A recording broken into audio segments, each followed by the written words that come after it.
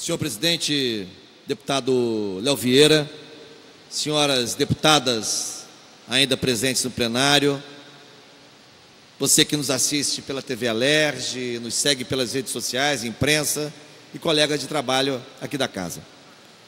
Senhor presidente, eu quero fazer duas rápidas notas e em seguida trabalhar o tema que preparei para desenvolver a tribuna neste expediente final. Primeira nota é para endossar, dar sequência ao que disse aqui, agora há pouco, a minha colega deputada Dani Monteiro, a respeito dos atrasos que já começam no governo Witzel, relativos aos pagamentos de bolsas na UERJ, bolsas da Agência de Fomento Estadual, a FAPERJ, e também bolsas dos estudantes cotistas. Lembro que neste segundo caso, existe lei estadual em vigor que vincula a data do pagamento dos estudantes bolsistas à data do pagamento dos servidores estaduais. Aqui nós estamos falando do pagamento de bolsas relativas ao mês de janeiro e já estamos hoje no dia 21 de fevereiro, portanto, há um atraso substancial para pessoas que dependem exclusivamente da bolsa, em boa parte dos casos, ou ainda dependem dela em boa medida para fazer frente a despesas fundamentais, como alimentação, transporte, compra de material relacionado à atividade de pesquisa, atividade acadêmica,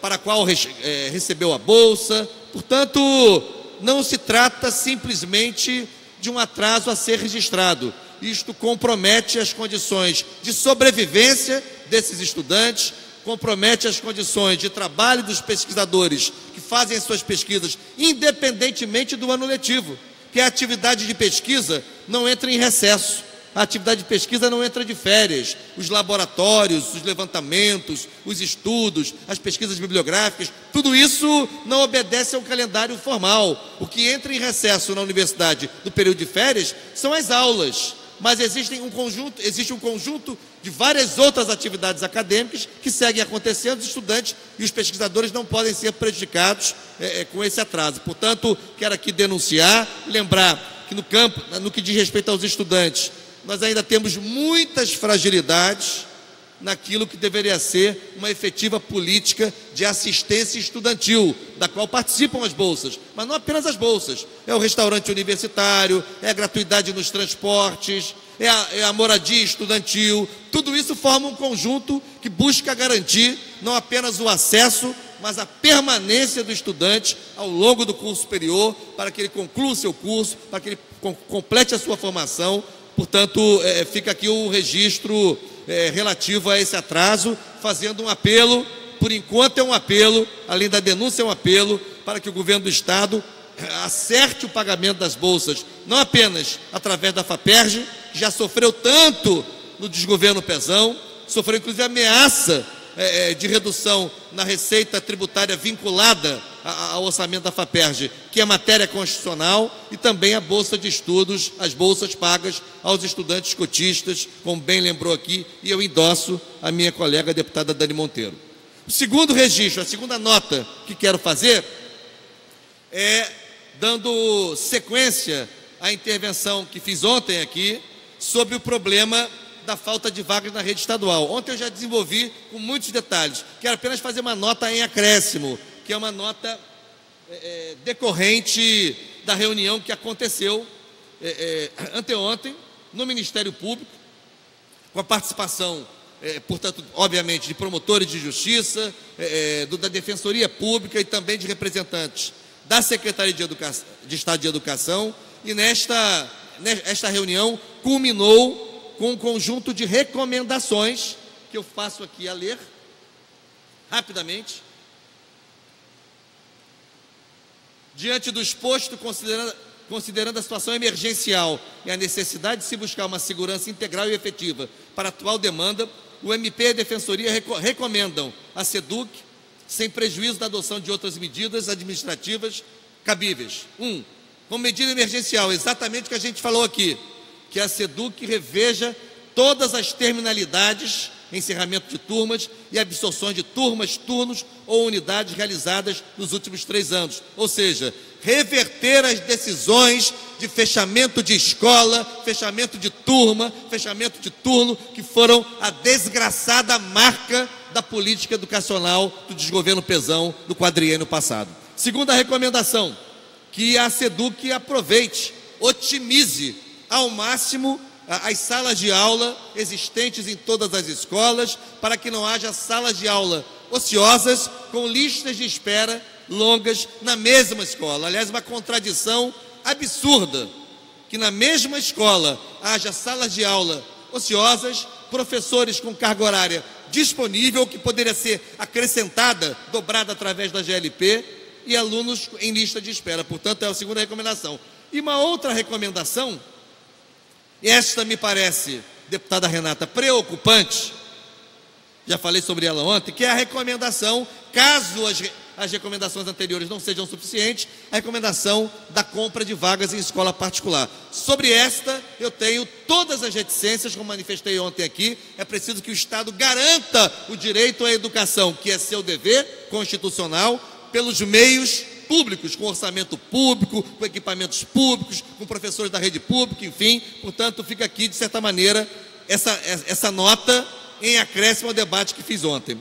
Pois bem, assim, e nesta nota, é importante acrescentar, eu ia esquecendo, que em razão da urgência do problema objeto desta reunião, fica fixado o prazo de 72 horas para a resposta à presente recomendação, sob pena de adoção das medidas judiciais cabíveis. Portanto, o Ministério Público e a Defensoria, mas aqui nesse caso é mais o MP, faz as recomendações, mas alerta para que, ultrapassado este prazo de 72 horas, medidas de natureza judicial poderão ser tomadas. Bom, senhor presidente Léo Vieira, eu quero falar um pouco mais detidamente do que vi, deputada Rosane Félix, e que me causou profundo espanto. Eu já tinha visto por fotografia, mas ali ao vivo, pessoalmente, fiquei muito espantado quando visitei, na sexta-feira passada, em Volta Redonda, no bairro de Brasilândia, a montanha de escória, na verdade são resíduos de ferro utilizado na produção do aço pela Companhia Siderúrgica Nacional, pela CSN, e nós temos uma montanha impressionante que eu vi a olho nu. É efetivamente uma montanha desses resíduos, toneladas de resíduos que estão a pelo menos, talvez menos que isso, mas no máximo, não pelo menos, no máximo, a 50 metros do leito do Rio Paraíba do Sul. É muito grave que este país, que vem vivendo, eu diria, sucumbindo a sucessivas tragédias ambientais, Mariana 2015, Brumadinho há poucas semanas, pouco mais de um mês, que no Rio de Janeiro nós tenhamos um iminente risco de dano ambiental que pode ser de grandes proporções, que nós não estamos falando de um rio qualquer, ainda que fosse, seria também grave e importante. Nós estamos falando, presidente Léo Vieira, do Paraíba do Sul, nada mais, nada menos que o Paraíba do Sul, que responde pelo abastecimento de 80% do estado do Rio de Janeiro. São quase 78 municípios que dependem diretamente do abastecimento oriundo das águas do Paraíba do Sul. O próprio Guandu, 80% das águas que alimentam o Guandu provém do Paraíba do Sul. Portanto, também a região metropolitana, não é só um problema do interior do estado, e ainda que fosse, seria gravíssimo, mas toda a região metropolitana estaria seriamente comprometida se parte dessa montanha de escória fosse para o Rio Paraíba do Sul. Portanto, na legislatura passada, já tivemos aqui iniciativas de deputados que visitaram essa situação, foram em loco constatar essa situação. Nós estamos oficiando o INEA para que de imediato faça uma inspeção meticulosa. A CSN tem que ser cobrada em suas responsabilidades, anuncia que vem retirando ou vem permitindo a retirada sistemática ou recorrente dessa escolha, porque tem prefeituras que se interessam, porque ela pode ser usada, essa substância pode ser usada, presidente, na pavimentação de estradas vicinais, na pavimentação de vias, e que não tem nenhum tipo de capeamento, mas a CSN não pode esperar que essa montanha se desfaça pela iniciativa voluntária de prefeituras que inclusive adquirem, não é? Há uma tratativa comercial entre as prefeituras e a CSN para a utilização desses resíduos. Portanto, é muito importante fazer aqui esta denúncia. Não é uma denúncia feita com base em reportagens que eu li. Eu fui lá, constatei, conversei com pessoas, fotografei, fiz um vídeo na hora.